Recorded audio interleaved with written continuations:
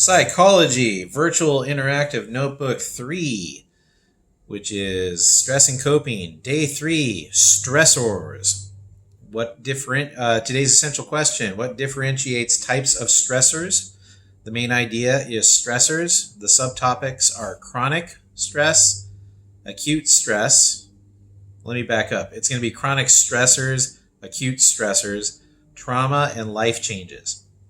Set up your notes like that. Today comes from Chapter 14, Section 2. Now, before we actually start, I have this theory, and I want to see if it's true. The YouTube algorithm chooses a thumbnail for you, and it seems to choose a thumbnail where my hands are in the picture and I have a weird facial expression. So I'm going to do something really strange, and I want to see if it shows up as the thumbnail. So here we go. I'm going to go. All right, so we're going to see if that shows up as a thumbnail. I'm actually very curious about that. Okay, so to start off, chronic and acute are opposed pairs. So there are two types of stressors. There's a chronic stressor and there's an acute stressor. So a chronic stressor, and this is the note I want you to take, persists over time. So persist means it lasts. So a chronic stressor lasts over time. So let's say that there's a person at school and you show up every morning and they look at you and they go, like that. And you don't like it. And they do it, every single day. I knew people in school who did that. I wouldn't call them bullies. There are people who would do something like that every single day. That's a chronic stressor. And when I interrupted that, in whatever way I interrupted it, it felt so good not to have that chronic stressor every day. So a chronic stressor it persists over time. It's always there. So you might have people in your life who are chronic stressors. You might be a chronic stressor. I've been a chronic stressor a couple times. Finally, next, we have an acute stressor. An acute stressor is a one-time deal. So it happened one time. So, for example, I witnessed a really bad traffic accident when I was in my early 30s, and it happened one time, but I literally think about it every single day. Every single day I think about it at least once. It's usually multiple times a day. I think about it all the time when I'm driving. I see it again and again, and it happened one time. I probably spent a total of an hour on scene at this accident, and I see it all the time. So we have chronic stressors and acute stressors. So there are two types of stressor that can fit. So trauma can fit either category from what I've read, right? So trauma can be a veteran of a war, their life is threatened over time, or it can be an acute thing. Trauma is actual or threatened death or serious injury. So for trauma, I want you to write actual or threatened death or serious injury. Now expanding this, trauma can be you witnessed actual death or threatened death or serious injury, or it happened to you. So a traumatic event would be acute, but you could have lasting chronic trauma, for example, being in a war. So here's an example of chronic trauma.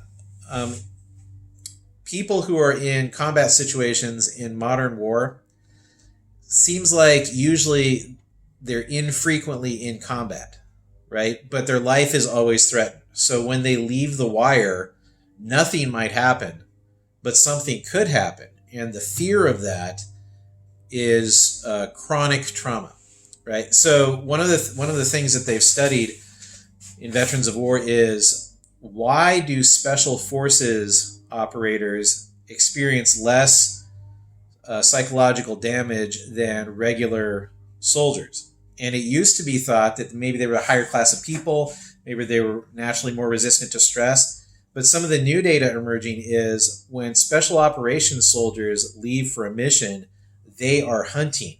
They are not the hunted. Nobody knows they're going to show up. So they're in a secure area in the wire, and then they go out to do a thing. But regular soldiers are out on patrol. They are the hunted. They're not exactly hunting.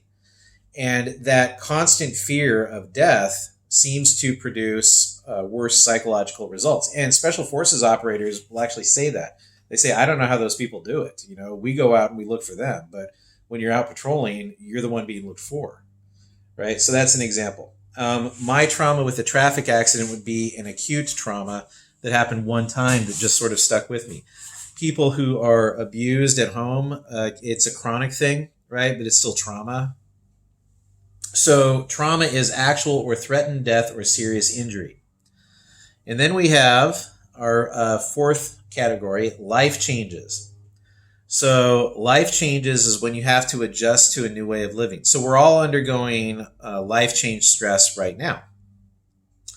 There is research that shows that the most stressful things that can happen to you are death in the family and losing a job. Those things, some research shows they're roughly equivalent. So life change stressors, I want you to write down, have to adjust. So the 4 notes I want you to take: chronic stress persists over time. Acute stress is a brief event that happens one time. Trauma is any stressor that where your life is threatened, or you're threatened with serious injury, or you see someone else's life threatened and they're threatened with serious injuries. So that actually, it makes me wonder if, like, going to a UFC match, you're seeing people threatened with serious injury, right? Is that traumatic?